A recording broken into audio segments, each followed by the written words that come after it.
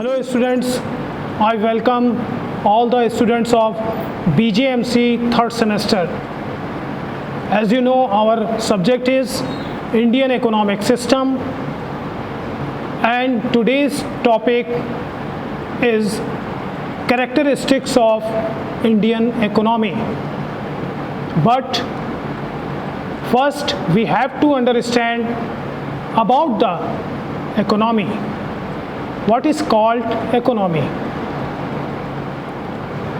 Economy means the financial condition of society. किसी भी society की, समाज की, देश की फाइनेंशियल कंडीशन क्या है, वित्तीय स्थिति क्या है, वो इकोनॉमी कहलाती है. An economy is the system under which all economic activities are conducted. Production, distribution and consumption are the basic activities of the economy. Economy is the practical working form of concepts and theories of economics. दो चीज़ें हैं, economy, economics. Economics क्या है? Theory है, formulas हैं, principles हैं और उनका जो प्रैक्टिकल इम्प्लीमेंटेशन है दैट इज़ कॉल्ड इकोनॉमी. यानी इकोनॉमी में जो भी एक्टिविटीज़ होती हैं, financial activities, market related activities, monetary activities, वो सब इकोनॉमिक्स के प्रिंसिपल्स, थ्योरीज उन पर बेस्ड होती हैं. Economics is the branch of social science under which the production, distribution, exchange and consumption of goods and services are studied. अर्थशास्त्र यानी economics. Economics mean science of money, अर्थशास्त्र. और ये अर्थशास्त्र प्रोडक्शन यानी उत्पादन, कंजम्पशन यानी उपभोग, इन सब में कैसे काम करता है और इनका क्या रिलेशन है इकोनॉमिक से, वो इकोनॉमिक्स होता है. आगे चलते हैं. Types of economy. ये थोड़ा जानना इसलिए ज़रूरी है क्योंकि इकोनॉमिक्स और इकोनॉमी को जानने के बाद ये जानना ज़रूरी है कि टाइप्स क्या है, इकोनॉमी कितने तरह की होती है. तो इससे हमें थोड़ा सा इस सब्जेक्ट को समझने में आसानी होगी. First is capitalist economy. Capitalist economy जहाँ पर पूंजी का बोलबाला हो. This type of economy works independently under the principles of market forces like demand and supply. जहाँ पे सिर्फ मार्केट फोर्सेस जो कि डिमांड और सप्लाई के सिस्टम पर चलती है उनको फॉलो किया जाता है. वहाँ पे कैपिटल ही सब कुछ है, पूंजी, परचेजिंग पावर, लोगों की जेब में पैसे, वही वहाँ पर, वही इस इकोनॉमी के लिए सबसे बड़ी चीज़ है. Second is socialist economy. This type of economy represents an arrangement based on the principles of Karl Marx. Karl Marx एक बहुत ही बड़े इकोनॉमिस्ट थे और उन्होंने जो प्रिंसिपल्स इन्वेंट किए थे इकोनॉमी को लेकर, ये उस पर बेस करती है. Under this the state and community control all the means of production. यानी प्रोडक्शन पर जनता और सरकार, पब्लिक एंड स्टेट दोनों की भागीदारी होती है, दोनों का अधिकार होता है और दोनों अपना मिलकर इसे चलाते हैं. And the third type of economy is called mixed economy. In this type of economy there is a mixture of socialist and capitalist economy. The state has control over a significant part of the economic resources and at the same time the private sector continues to get the opportunity of development like India. India में mixed economy का हम use करते हैं जो कि socialist भी है, capitalist भी है. यहाँ पर अगर गवर्नमेंट सेक्टर है, पब्लिक सेक्टर है, तो प्राइवेट सेक्टर भी है। बहरहाल, नेक्स्ट, सेक्टर्स ऑफ इकोनॉमी, इसको जानना बहुत ज़रूरी है क्योंकि इकोनॉमिक्स या इकोनॉमी, उनकी ये बेसिक टर्म्स हैं, ये बेसिक बातें हैं और इनको समझे बिना हम आगे बात नहीं कर सकते। There are 3 sectors in economy. First is primary sector. Primary sector क्या हुआ? Agriculture and related area like dairy, fisheries, animal husbandry etcetera. Secondary sector, secondary sector हुआ मैन्युफैक्चरिंग या industry. And the third is the tertiary sector, जिसे कि हम service sector भी कहते हैं। तो बेसिकली सेक्टर्स इकोनॉमी में 3 होते हैं, प्राइमरी यानी एग्रीकल्चर, सेकेंडरी यानी इंडस्ट्री, एंड टर्टरी या सर्विस सेक्टर मतलब transportation, hospitality, tourism, court, educational institutes, entertainment, communication, even media. These are the part of tertiary sector, service sector. Okay, now come to the main point. Characteristics of the Indian economy. First point is low per capita income. Per capita income is a measure of the amount of money earned per person in a nation and it reflects the prosperity of a country. प्रति व्यक्ति आय कितनी है, इससे किसी भी country की prosperity को जांचा जा सकता है, परखा जा सकता है, अनुमान लगाया जा सकता है उसके बारे में। और ये निकलती कैसे है? नेशनल इनकम और पॉपुलेशन से डिवाइड कर दें नेशनल इनकम को, तो ये आपकी पर कैपिटा इनकम जो है वो निकल कर आ जाएगी। और अगर प्रेडिक्शंस का हवाला लें, जैसा कि आप देख रहे हैं कोविड-19 का टाइम चल रहा है, due to Corona it was decreased and it may further decline by 5.4% in financial year 2021।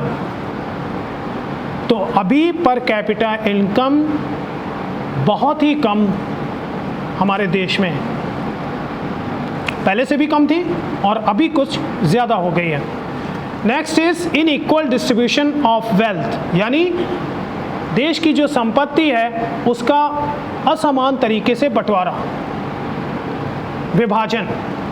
Another important characteristics of the is the maldistribution of wealth. It is amazing that 63 billionaires of the country have more assets than the general budget of rupees 24,42,200 crore in 2018-19। उस समय के budget से भी ज़्यादा पैसे, संपत्ति, wealth 63 billionaires के पास मौजूद थी हमारे देश के। बहुत ही इंटरेस्टिंग फैक्ट है। A report revealed that the richest 1% Indian owned 53% of the country's wealth, यानी 53% वेल्थ जो है सिर्फ 1% जो बिलियनियर्स हैं, रिच पर्सन्स हैं, उन पर सेंट्रिक है, उनके पास है। This shows high degree of assets concentration in the hand of just few people, and the gap between the poor and rich is increasing day by day. Third is agriculture based economy, हमारी अर्थव्यवस्था की क्या विशेषताएं हैं, क्या खासियत है, क्या नेचर है, किस प्रकृति की है वो, उसमें से एक है कृषि आधारित अर्थव्यवस्था, agriculture based economy. Indian economy is characterized by too much dependence on agriculture. Agriculture and allied sector provide around 14.2% of Indian GDP, while 53% of total Indian population is engaged with this sector. यानी इस sector में 53% लोग काम कर रहे हैं, उसके साथ लगे हुए हैं एग्रीकल्चर सेक्टर के।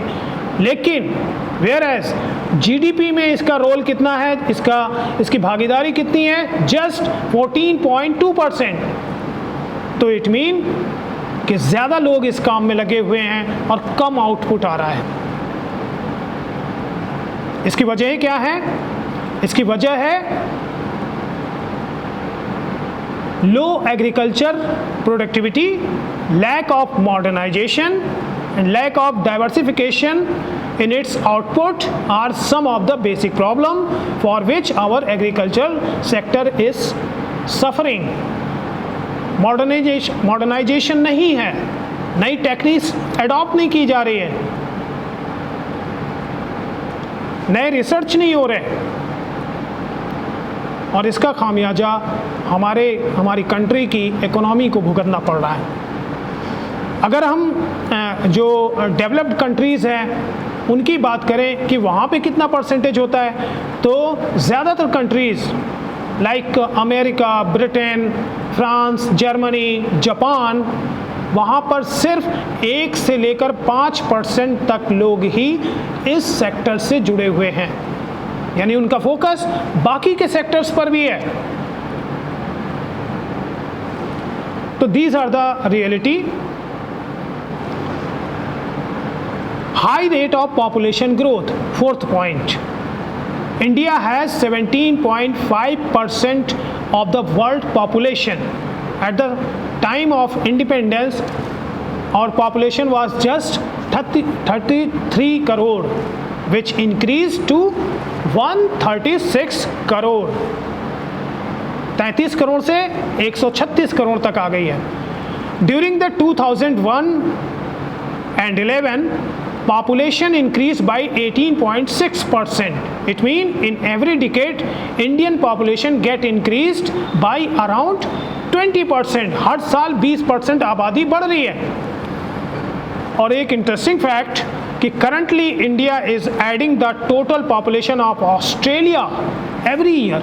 हर साल भारत में एक ऑस्ट्रेलिया जुड़ रहा है, उतनी ही पॉपुलेशन हम और जोड़ते जा रहे हैं।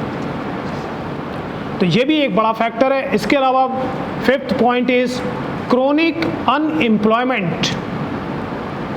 The country became independent, stood on its feet, government plans were made, globalization, liberalization took place, new economic policy 1991 में आई थी, was made, communication revolution took place. Communication revolution means mobile, internet, satellite, इन सब की technology, digital technology, इसमें बहुत ज़्यादा एक तरह से आमूल चूल परिवर्तन आ गया। But there was no way to remove unemployment. ये सब हुआ लेकिन हम अनएम्प्लॉयमेंट को रिमूव नहीं कर पाए। दूसरा factor, thus both the rural and urban area of the country has been suffering from the serious problem of unemployment and underemployment to a large extent. Unemployment तो है ही, अंडर एम्प्लॉयमेंट भी है, यानी आमदनी कम, खर्चा ज़्यादा। Low level of technology, another point number 6, it is very clear that Indian production technique is more labor oriented in nature, so it increases the cost of production of the products. मशीनों का, modern technology का, research based equipments का इस्तेमाल कम होता है। इस वजह से प्रोडक्शन पर असर पड़ता है। Sophisticated modern technology is being applied in productive units at a very limited scale as it is very much expensive. Moreover, it is very much difficult to adopt modern technology in Indian productive system with its untrained, illiterate and unskilled labor. अब चूँकि labour ज़्यादातर अशिक्षित हैं, unskilled हैं, इस वजह से भी मॉडर्न टेक्नोलॉजी का इस्तेमाल कम हो पा रहा है, यानी उनके ट्रेनिंग का कोई इंतज़ाम नहीं है। Thus the productivity in agriculture, industrial and service sector is very low. ये 3 सेक्टर मैंने आपको बताए थे ना, primary, secondary and service sector. 7 is under utilization of natural resources, यानी प्राकृतिक संसाधन, कोयला, हीरा, ऑयल और भी बहुत सारी चीज़ें। Various types of natural resources like land, water, minerals, forest and power resources are available sufficient quantity in the various parts of the country, but due to its various inherent problems like inaccessible region, primitive techniques, shortage of capital and a small extent of the market, such huge resources remained largely unexplored and unutilized. हम उन तक पहुंच ही नहीं पाते, हम उन्हें explore ही नहीं कर पाते। अगर हमें पता भी होता है कि इस जगह पे ये मिनरल या इस तरह का ऑयल है, लेकिन हमारे पास कैपिटल नहीं है, हमारे पास नेविगेशन के इक्विपमेंट्स की कमी है, रिसर्च की कमी है, मॉडर्न टेक्नोलॉजी की कमी है। इस वजह से हम अपने ही नेचुरल रिसोर्सेज को, जिसको कि हम इकोनॉमी को स्ट्रेंथ करने के लिए यूज़ कर सकते हैं, नहीं कर पाते। 8th point is traditional setup of society. Traditional setup of society मतलब एक पारंपरिक तरीके से जो हमारा समाज चलता है, चला आ रहा है, उसके बारे में। यानी हमारे यहाँ caste system, illiteracy, male dominated areas, superstition, lack of entrepreneurship, चलता है एटीट्यूड ऑफ द पीपुल, और ये सब चीज़ें मिलकर हमारी इकोनॉमी को कमज़ोर करती हैं। These all factors hindered the growth of the country as a whole. Next point is lack of infrastructure. Lack of infrastructural facilities is one of the serious problem from which the Indian economy has been suffering till today. यानी पहले भी थी और आज तक है। These infrastructural facilities include transportation, communication facilities, electricity, proper roads, distribution system, banking, credit facilities, health, educational institutes, etc. मान लीजिए कि कहीं पर एक प्लांट लगा, किसी छोटे शहर में लगा, प्लांट लगा तो जाहिर सी बात है जो मैन पावर होगी उसमें फैमिली भी होंगी, लोग वहाँ पे जाके रहना शुरू करेंगे। अब पता लगा कि उसके आसपास कोई स्कूल ही नहीं है,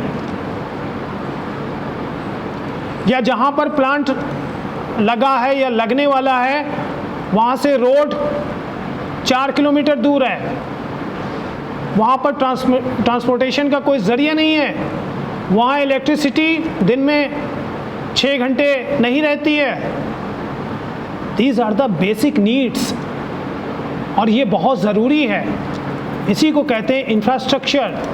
हम जब तक एक मजबूत इंफ्रास्ट्रक्चर नहीं रखेंगे, हमारी इकोनॉमी कैसे ग्रो करेगी?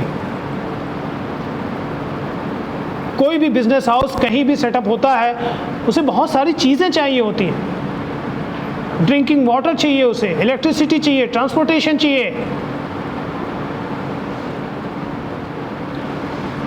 So that's it for today. Thank you.